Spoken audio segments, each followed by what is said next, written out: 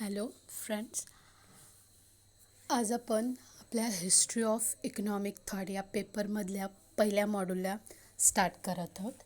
त्यामध्ये आपण सनातनी अर्थशास्त्रज्ञ यांचा अभ्यास करणार आहोत. परंतु सनातनी अर्थशास्त्रज्ञ म्हणजे त्यामध्ये ॲडम स्मिथ असेल. तर ॲडम स्मिथ हा अर्थशास्त्राचा जनक म्हणून संबोधला जात असतो.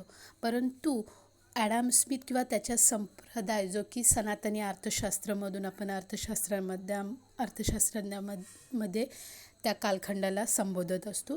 परंतु हा जरी कालखंडाचा जरी आपण विचार केला तरी हा कालखंडाची पार्श्वभूमी ही त्याच्या पुढील कालखंडाशी निगडीत असते. मागच्या कालखंडाशी निगडीत आहे. त्याचा मागचा कालखंड कोणता, तर तो व्यापारवाद आहे. म्हणून आपल्याला सनातनी अर्थशास्त्रज्ञांचे विचार अभ्यासण्यापूर्वी किंवा त्यांच्या विचारांचा उगम कसा झाला आहे याचा अभ्यास करण्यापूर्वी त्याच्या अगोदरचे जे विचार आहेत, थोडक्यात व्यापारवाद असेल, निसर्गवाद असेल, हा अभ्यासणे आपल्याला आवश्यक आहे. मग कोणत्याही तुम्ही कालावधीचा आपण जर प्राचीन कालापासूनचा विचार केला तर प्राचीन कालातील विचार, मध्ययुगीन कालातील आर्थिक विचार, त्यानंतर आधुनिक कालातील आर्थिक विचार. प्राचीन कालातील विचारांवरतीच मध्ययुगीन आर्थिक विचार डिपेंड असणार आहेत आणि मध्ययुगीन आर्थिक विचारावरती आधुनिक विचार डिपेंड असणार आहे. तसं आपण म्हणायला गेलो तर आपल्याला व्यापारवादाची एकदम काटेकोर अशी व्याख्या करणे कठीण आहे. कारण हे विचार जे आहेत ते विशिष्ट देशामध्ये किंवा एखाद्या ठिकाणी ठराविक विचाराने प्रेरित होऊन कोणत्याही एका व्यक्तीने मांडलेले नाही आहेत. तर 15व्या शतकाच्या उत्तरार्धापर्यंत व्यापारवादी विचार युरोपातील विविध राष्ट्रात मांडले गेले. मध्ययुगाच्या शेवट झाल्यावर युरोपातील राष्ट्रात पुढील आर्थिक समस्या निर्माण झाल्या.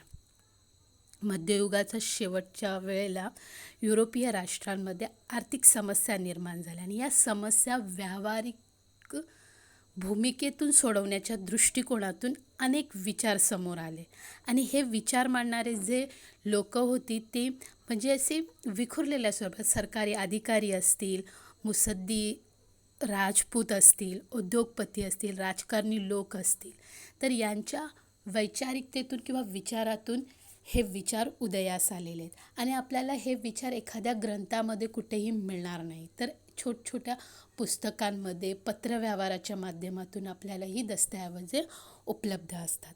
तर इंग्लंड असेल, फ्रान्स असेल, जर्मनी असेल, तर ऑस्ट्रेलिया यासारख्या देशामध्ये या विचारसरणीचा विकास झालेला आपल्याला दिसून येत आहे. आता व्यापारवादी विचारवंत कोण, तर इथं थॉमसन असेल, ज्यांचा कालावधी 1571 पासून ते 1641 असेल. तर यामध्ये आपण हे दिलेले जिम बोर्डिंग आणि Sera, sir Joyce, Richard Colbert, Hornik, John Locke, स्टुडिओर, तर हे अशा त्यातले हे प्रमुख विचारवंत आहेत जे आपण याच्यामध्ये मोजकीच नावं घेतलेली. असे अनेक विचारवंत असतील की ज्यांनी व्यापारवादावर आपले विचार मांडलेले आहेत. आता व्यापारवादाची कालखंड आणि व्याख्या. तर व्यापारवादाचा कालखंड जर समजून घ्यायचा असेल तर 15व्या शतकाच्या सुरुवातीपासून व्यापारवादी विचार मांडण्यास सुरुवात झाली. ज्या समस्या निर्माण झाले होते युरोपीय राष्ट्रांमध्ये, त्या युरोपीय राष्ट्राच्या समस्याच्या सोडवणुकीच्या दृष्टिकोनातून आपल्याला माहिती आहे, जेव्हा एखादी क्रांती होत असते, ती क्रांती कधी होत असते, एखादी अशी परंपरा किंवा रूढी समाजामध्ये अस्तित्वात असतात की ती समाजाच्या हिताच्या दृष्टीने चांगली नसते, हितकर नसतात. मग अशा ती तोडून काढण्यासाठी अनेक प्रयत्न केले जातात आणि त्या प्रयत्नातून, त्या सुधारणातून क्रांती घडून येत असते आणि एखादी नवीन व्यवस्था निर्माण होत असते. म्हणून 15व्या शतकाच्या सुरुवातीपासून व्यापारवादी विचार मांडण्यास सुरुवात झालेली होती त्या युरोपीय राष्ट्रातील समस्या सोडून. ते 18व्या शतकाच्या उत्तरार्धापर्यंत त्या विचारांचा प्रभाव आपल्याला असलेला दिसून येतो. याचाच अर्थ की 300 ते 350 वर्ष या व्यापारवादाचा विचार युरोपातील राष्ट्रांमध्ये असलेला आपल्याला दिसून येते. तर याच्या वेगवेगळ्या व्याख्या दिलेल्या आहेत. त्या व्याख्यामध्ये पहिली व्याख्या आहे ती म्हणजे L.H. हॅने यांची. त्यांनी व्याख्या दिलेली बघा, 16व्या शतकापासून ते 18व्या शतकाच्या उत्तरार्धापर्यंत जो मी कालावधी सांगितला तो युरोपातील राजकीय लोकांमध्ये जे आर्थिक विचार प्रचलित होते त्या कालावधीमध्ये युरोपातील राजकीय लोकांमध्ये जे आर्थिक विचार प्रचलित होते त्या सर्व विचारांना एकत्रितरित्या, ह्या सर्वांच्या विचारांना आपण एकत्रितरित्या व्यापारवाद असे आपण म्हणू शकतो. त्यानंतर इमॉरल यांची व्याख्या बघा, दुसरी व्याख्या आहे ती म्हणजे व्यापारवाद म्हणजे केवळ राष्ट्राची निर्मिती किंवा व्यापारवाद म्हणजे आर्थिक बाजूने राज्याची निर्मिती. केवळ राष्ट्राची निर्मिती. व्यापारवाद म्हणजे काय, तर या व्यवस्थेतून आपल्याला राष्ट्राची निर्मिती करायची आहे जी की आर्थिक बाजूने आर्थिक बाजूने असणार आहे. तर अशा राष्ट्राची निर्मिती करायची की ज्याच्यातून आर्थिक वाढ किंवा घट असणार. आपल्याला याची कारणे बघायचीच आहेत. त्यानंतर तिसरी व्याख्या दिलेली आहे ती प्राध्यापक लेक्चेमन यांची. व्यापारवाद म्हणजे मार्ग रोखणाऱ्या मध्ययुगीन विचाराविरुद्ध किंवा रूढीविरुद्ध केलेला बंड होय. मध्ययुगामध्ये जे विचार किंवा रूढी परंपरा अस्तित्वात होती युरोपीय राष्ट्रांमध्ये त्या विचारांवरती एक क्रांती घडून आणण्यासाठी जे विचार मांडण्यात आले किंवा जे बंड पुकारण्यात आले ते बंड म्हणजेच व्यापारवाद होय. आता आपण व्यापारवादाच्या उदयाची कारणे बघणार आहोत. व्यापारवादाचे वेगवेगळ्या व्याख्यावरूनच, त्या 3 व्याख्यावरूनच आपल्या लक्षात येत असेल की व्यापारवादाचा उदय कसा झालेला असेल. आता व्यापारवादाच्या उदयाची कारणे लक्षात घेत असताना व्यापारवादाच्या विचारसरणीचा उदय त्या काळातील राजकीय, आर्थिक, सामाजिक, सांस्कृतिक आणि धार्मिक परिस्थिती जी होती, म्हणजेच political, social, economical and cultural किंवा रिलिजियस रिलेटेड ती कारणीभूत, ही जी एकंदरीत जी परिस्थिती होती ॲक्च्युली ह्या सर्व जो मध्ययुगीन कालखंडामध्ये जी रूढी परंपरा युरोपीय राष्ट्रांमध्ये होती ती मोडून काढण्यासाठी या सर्व घटकांमध्ये, क्षेत्रांमध्ये बदल घडण्यात आले किंवा जे नवीन विचार आले ते विचार असणार आहेत. तर एक पहिलं कारण दिलं जात आहे तर सरंजामशाहीचा असता. तर सरंजामशाही म्हणजे काय, तर मध्ययुगामध्ये एक विशिष्ट सरंजामशाही हे मध्ययुगातले एक वैशिष्ट्य समजलं जात असे. या पद्धतीत खेड्यातील जी जमीन असेल ती सरंजामदारांच्या मालकीची असे आणि सरंजामदार आपल्या जमिनी कसण्यासाठी गावातील शेतकऱ्यांचा उपयोग करत असे. त्या स्वतःच्या जमिनीवर स्वतः कसत नसेल तर गावातील लोकांना काम करायला सांगत असेल आणि त्या कामातून त्या गावातील शेतकऱ्यांना ते जास्त जमीन कसण्यासाठी उपयोगात आणत आहे, पण त्या लोकांना ते मोबदला देत नसेल आणि त्या ठिकाणी जे पीक उत्पादित घेतले जात होते ते फक्त आणि फक्त उपभोगापुरतंच किंवा उपभोगाचे म्हणजे अन्नधान्याचेच उत्पादन घेतले जात असे किंवा ज्या अन्नधान्याच्या साहाय्याने व्यापार करता येईल असल्या प्रकारचे कोणतेही तिथे उत्पादन केले जात नसे. त्यामुळे मध्ययुगाच्या कालामध्ये व्यापाराला चालना मिळाली नाही, उलट व्यापाराची पिछेहाट झाली. मध्ययुगाच्या काळातच सरंजामदार ते शेतात काम करण्यासाठी गुलामांना बाळगू लागले.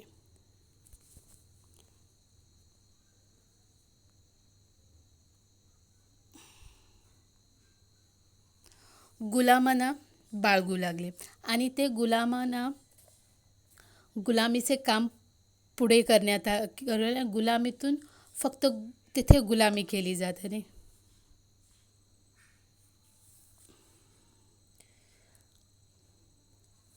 आणि पुढे गुलामदारांनाही गुलामीतून मुक्त केले गेले.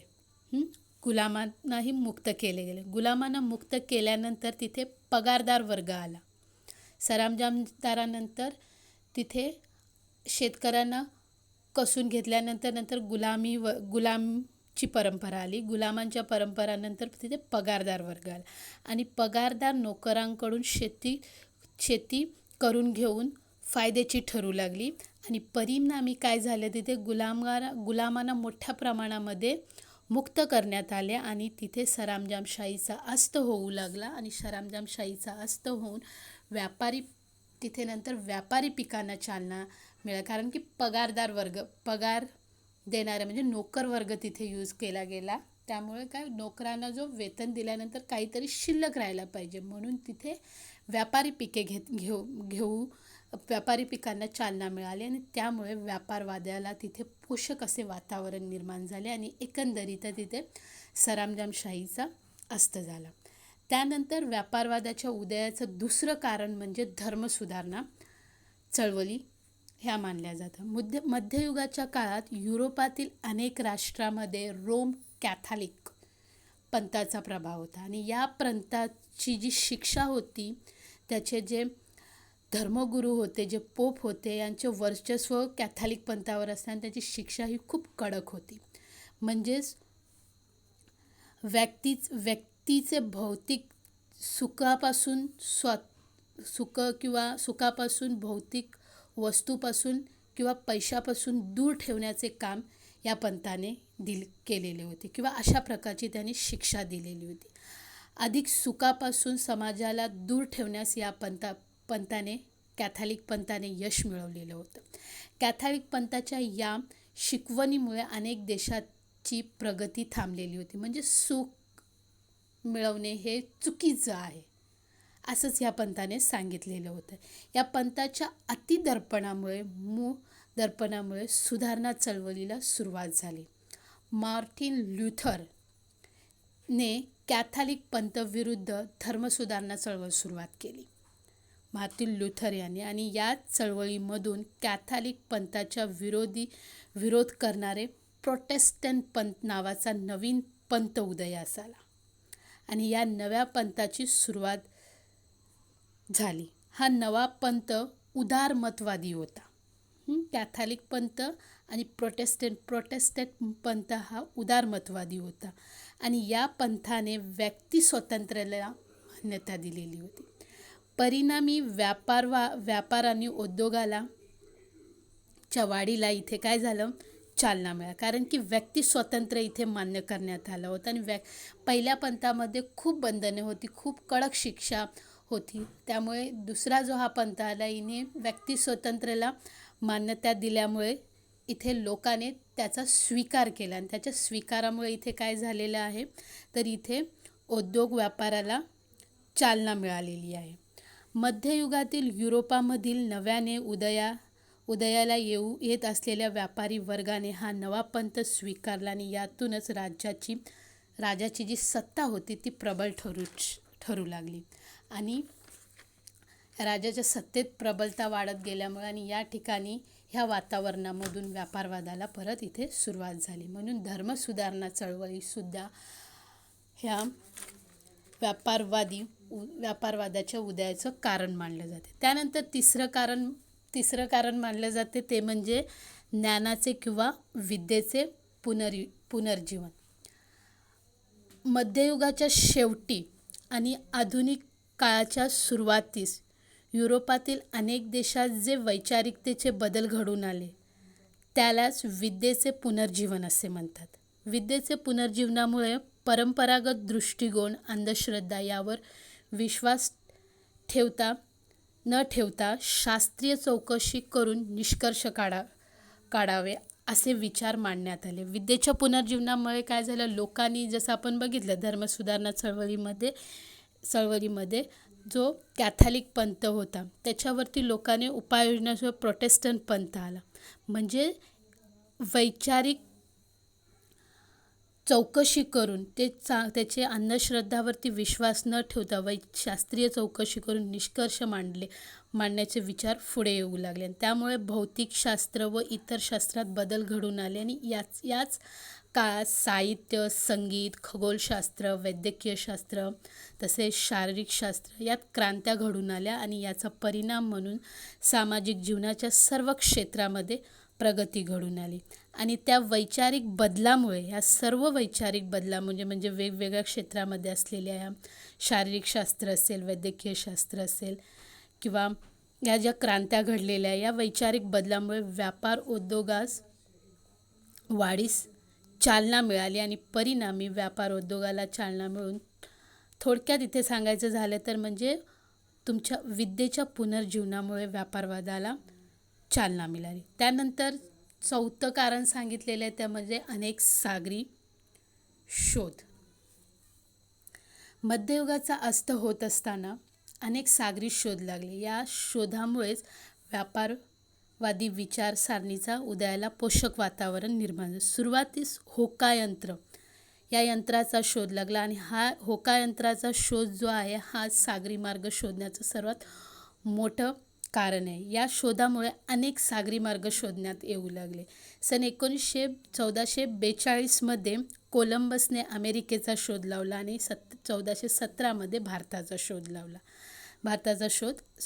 वास्को द गामाने लावला होता. आणि ह्या होका यंत्रामुळे अनेक सागरी मार्ग शोधून काढल्यास आंतरराष्ट्रीय व्यापारास चालना मिळाली. लोकांचं सागरी मार्गामुळे एका ठिकाणावरून दुसऱ्या ठिकाणी जाणं शक्य झाले. म्हणजे एका ठिकाणच्या वस्तू दुसऱ्या ठिकाणी आयात निर्यात होऊ लागल्या आणि एकंदरीत आंतरराष्ट्रीय व्यापारास सुरुवात झाली. आणि या सर्व गोष्टीमुळे व्यापार उद्योग वाढीस पोषक वातावरण तयार झाले आणि त्यातूनच व्यापारवादी विचारसरणी निर्माण झाली. त्यानंतर 5वं कारण सांगितलं जाते ते म्हणजे पैशाच्या उपयोगात वाढ. मध्ययुगाच्या कालामध्ये विनिमय व्यवहार करण्यासाठी पैशाचा वापर केला जात नव्हता, तर वस्तूचाच वापर केला जात होता. वस्तू विनिमय होत असेल. विनिमयासाठी पैशाची गरज भासत नव्हती. परंतु वस्तू विनिमय पद्धतीमध्ये असलेल्या अनेक दोषांमुळे व्यापार किंवा उद्योगाच्या विकासाला पुरेसे वातावरण किंवा पोषक असे वातावरण मिळत नव्हते. सागरी शोधानंतर अमेरिकेत असलेल्या सोने चांदी यांच्या खाणीतून अमेरिकेतील सोने व चांदी युरोपात येऊ लागले. ही मौल्यवान धातू युरोपात येऊ आणि युरोपातील राष्ट्रात सोने चांदी याचा वापराला चलन म्हणून करण्यात येऊ लागला. आणि त्यामुळे पैशावर किंवा चलनावर आधारलेली एक नवीन विनिमय पद्धत सुरू झाली. परिणामी पूर्वी स्थानिक स्वरूपात जे उत्पादन केले जात होते ते आता मोठ्या प्रमाणात करण्यात येऊ लागले आणि पैशाच्या वापरामुळे व्यापार उद्योगधंद्यावर मोठ्या प्रमाणावर परिणाम झाला आणि त्याचा परिणाम म्हणून व्यापारवादी विचारसरणीला इथे पोषक वातावरण मिळाले. इथे अमेरिकेतील सोने चांदी हे चलन म्हणून मान्य करण्यात आले आणि ते विनिमयाचे माध्यम म्हणून मान्य करण्यात आले आणि त्यामुळे अनेक देशांमध्ये या चलनाचा स्वीकार करण्यात आला. आणि त्यामुळे आपल्याला माहिती आहे ज्या ठिकाणी विनिमयाचे साधन स्वीकृत असते सर्व ठिकाणी त्यामुळे तिथे विनिमय सहजरित्या होत असतो. म्हणून इथे पैशाचा चलन किंवा पैशाचा वापर वाढला आणि त्यामुळे व्यापारवादी विचाराला चालना निर्माण झाली. त्यानंतर राष्ट्राच्या खर्चात झालेली वाढ. सरंजामशाहीच्या अस्तानंतर राष्ट्राला चालना मिळाली. राष्ट्रावर राज्य करणाऱ्या राजांना अमर्यादित सत्ता निर्माण करण्यासाठी त्यांचा कल निर्माण झाला आणि त्यामुळे लोकांचा राजांपासून असलेल्या अपेक्षा वाढत गेल्या आणि राजानेही प्रजेचे संरक्षण केले पाहिजे, त्यांच्यासाठी कल्याणकारी कामे केली पाहिजेत असे वाटू लागले. आणि त्यांच्या अपेक्षा पूर्ण करण्यासाठी राजाला आता ह्या ज्या अपेक्षा आहेत काहीतरी करण्यासाठी खर्च करण्याची आवश्यकता आहे. त्यामुळे खर्चाची आवश्यकता भासू लागली आणि खर्चात भरमसाठ वाढ होऊ लागली. कारण की ज्या वेळेला सरकारकडून कल्याणकारी कार्य केली जात असतात त्या इन्व्हेस्टमेंटवरती आपल्याला रिटर्न मिळत नसतो. जसं की खाजगी गुंतवणूकदार हा अशीच इन्व्हेस्टमेंट करतो की ज्याच्यातून त्याला रिटर्न मिळत असते. राजा असेल किंवा राष्ट्राचा जो निर्माता असेल तो कल्याणकारी कार्य करत असताना आपण कल्याण म्हटल्यानंतर तिथे रिटर्नचं प्रमाण शक्यतो शून्यच असते. मग कल्याणकारी कार्य करण्यासाठी तुम्हाला खर्चाची जास्त अपेक्षा असते, गरज असते आणि ते भागवण्यासाठी राजाला मोठ्या प्रमाणात खर्च करावा लागला. आणि ते भागवण्यासाठी आता खर्च भागवण्यासाठी त्याला व्यापार हाच एक चांगला मार्ग दिसू लागला आणि त्यातूनच व्यापारवादाला सुरुवात झाली. त्यानंतर करात झालेली वाढ. मध्ययुगात जो शेवटचा पॉईंट आपण घेतो, टोटल 7 पैकी व्यापारवादाच्या उदयाची कारणे, तर त्यामध्ये करात झालेली वाढ. मध्ययुगाच्या अस्तानंतर वाढत्या किमतीमुळे सरकारच्या खर्चात वाढ होती. तसेच युरोपातील प्रमुख राष्ट्रात वारंवार युद्ध होत असे आणि युद्धाचा खर्च भागवण्यासाठी उत्पन्नाचे नवीन मार्ग शोधून काढणे सरकारला आवश्यक होते आणि त्या दृष्टीने करामध्ये वाढ होऊ लागली आणि व्यापार व उद्योगात गुंतलेल्या लोकांवर कर आकारले जात होते आणि उत्पन्नात वाढ करण्यासाठी कर आवश्यक आहेत असे विचार मांडण्यात येऊ लागले आणि जो व्यापारवादीच्या विचारसरणीसाठी आवश्यक होते. तर अशा पद्धतीने व्यापारवादाच्या उदयाची ही 1 ते 7 अशी कारणे सांगितलेली. सरंजामशाहीचा अस्त, धर्मसुधारणा चळवळ, ज्ञानाचे किंवा विद्येचे पुनर्जीवन, त्यानंतर अनेक सागरी मार्गाचा शोध, पैशाचा वाढता उपयोग, राष्ट्राच्या खर्चात झालेली वाढ, करात झालेली वाढ. त्यानंतर व्यापारवादांचे सिद्धांत किंवा धोरणे बघूया आपण. तर पहिलं सांगितलेलं आहे ते राष्ट्राला आर्थिकदृष्ट्या सामर्थ्यवान करणे. ते काय सिद्धांत होतं? जे राष्ट्र आर्थिकदृष्ट्या सामर्थ्यवान असेल ते राष्ट्र अधिक मजबूत किंवा अग्रेसर आहे असे मान्य केलेले होते. म्हणून राष्ट्राला आर्थिकदृष्ट्या सामर्थ्यवान करणे हे व्यापारवादी विचारसरणीचे प्रमुख तत्व होते आणि मध्ययुगाच्या अस्ताबरोबर सरंजामशाहीचा प्रभाव कमी झाला होता आणि त्या जागी जे राजे प्रभावी झाले होते त्यामुळे राजांनी प्रजेची काळजी घेणे आणि त्यांचे कल्याण करणे ही त्यांची महत्त्वाची जबाबदारी नंतर ठरली होती आणि ही जबाबदारी पार पाडण्यासाठी राजाला आपल्या राष्ट्राला आर्थिकदृष्ट्या सामर्थ्यवान करणे आवश्यक ठरले आणि तसेच राष्ट्राला संरक्षण दक्ष राहण्यासाठी आपले लष्करी लष्करी सामर्थ्य वाढवणे सुद्धा आवश्यक आहे. त्यासाठी याच काळात पैशावर आधारित असलेली अर्थव्यवस्था सुरू झाली होती. अंतर्गत व आंतरराष्ट्रीय व्यापारात वाढ घडून आणली होती आणि या स्पर्धेत टिकून राहण्यासाठी आंतरराष्ट्रीय व्यापारात वाढ केली पाहिजे आणि त्यातून टिकून राहिलं पाहिजे आणि त्याद्वारे आपल्याला किंवा त्याच्याच थ्रू आपल्याला या राष्ट्रातला आर्थिकदृष्ट्या सामर्थ्यवान करता येऊ शकते. त्यानंतर दुसरा सांगितलेला आहे तो म्हणजे राष्ट्राला आर्थिकदृष्ट्या सामर्थ्यवान करण्यासाठी मौल्यवान धातूचा संचय करणे. त्या कालावधीमध्ये म्हणजे ज्या राष्ट्राकडे जास्त मौल्यवान वस्तू असेल तो राष्ट्र श्रीमंत समजला जात असेल. त्यासाठी त्यांनी राष्ट्राला आर्थिकदृष्ट्या सामर्थ्यवान बनवण्यासाठी काय करता येऊ शकते तर या संबंधित व्यापारवादांचे विचार मांडण्यात आले होते. त्यासाठी राष्ट्राच्या संपत्तीत वाढ झाली पाहिजे. सोने चांदी, त्यावेळी सोने चांदी ही प्रमुख मौल्यवान धातू समजल्या जात. यासारख्या मौल्यवान धातूला संपत्ती समजले जात होते आणि त्या काळात एखाद्या राष्ट्राजवळ जेवढे सोने चांदी अधिक तेवढे ते राष्ट्र आर्थिकदृष्ट्या सामर्थ्यवान समजले जात असे. त्यामध्ये व्यापारवादांनी सोने चांदीसारखी मौल्यवान धातूचा पुरस्कार करणाऱ्या धोरणाचा इथे स्वीकार करण्यात आलेला होता. त्यानंतर संपत्ती संच. आता बघा, एखाद्या राष्ट्र हे आर्थिक सामर्थ्यवान असलं पाहिजे, त्याचबरोबर ते राष्ट्र आर्थिक सामर्थ्यवान करण्यासाठी त्या लोकांकडे मौल्यवान धातूचा संचय असला पाहिजे. आता ही संपत्ती संचयनासाठी सुद्धा व्यापार आहे तो अनुकूल असला पाहिजे. बघा त्यांची धोरणे कशी होती.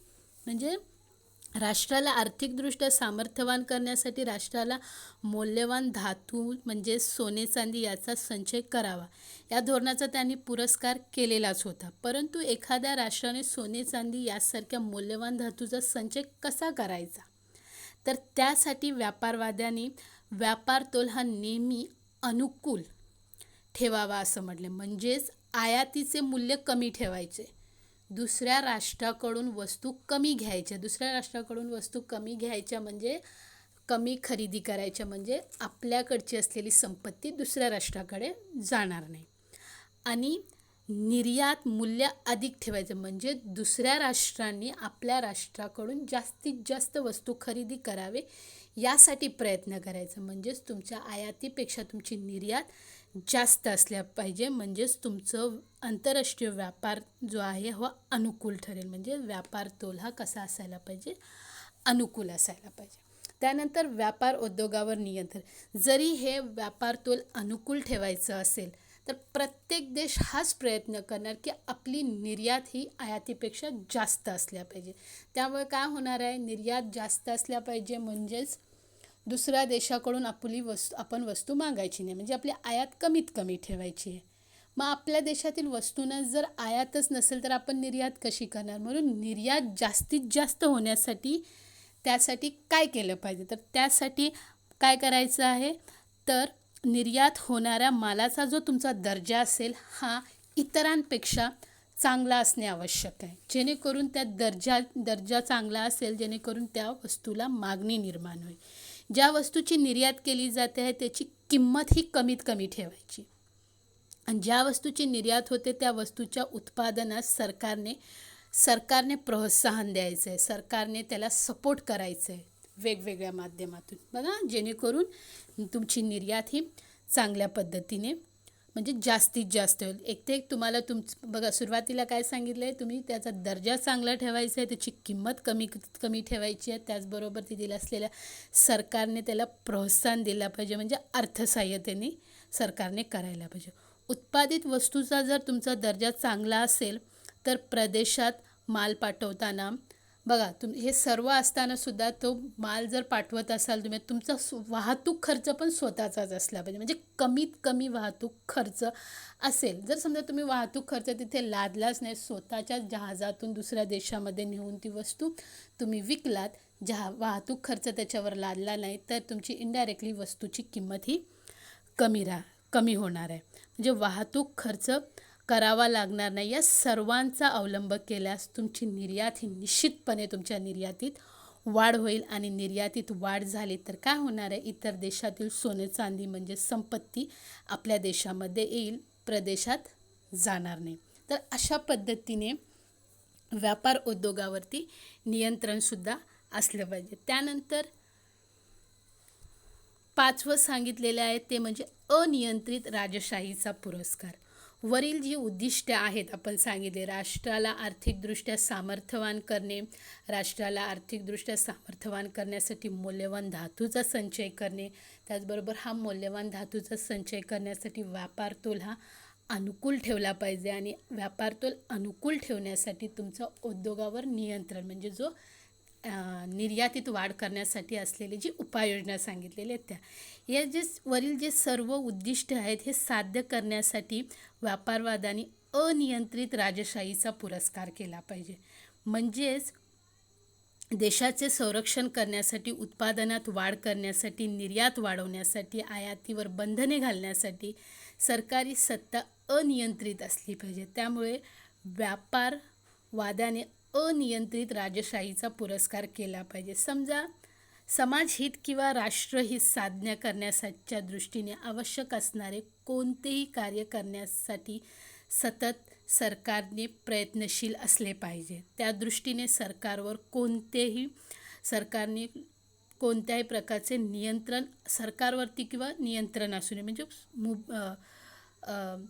खुले स्वरूप असायला पाहिजे. म्हणून व्यापारवादाने अनियंत्रित राज्यपद्धतीचा स्वीकार केला आहे. तर अशा पद्धतीने आपण व्यापारवादाची असलेले उदयाची कारणे, व्यापारवाद म्हणजे काय, व्यापारवादाचा कालखंड आपण बघितलेला आहे. त्याचनंतर व्यापारवादांचे असलेले सिद्धांत किंवा धोरणे त्यांनी आपण इथे एक्सप्लेन केलेले आहेत. तर हे सर्व तुम्ही व्यवस्थितपणे समजून घ्या. And thank you.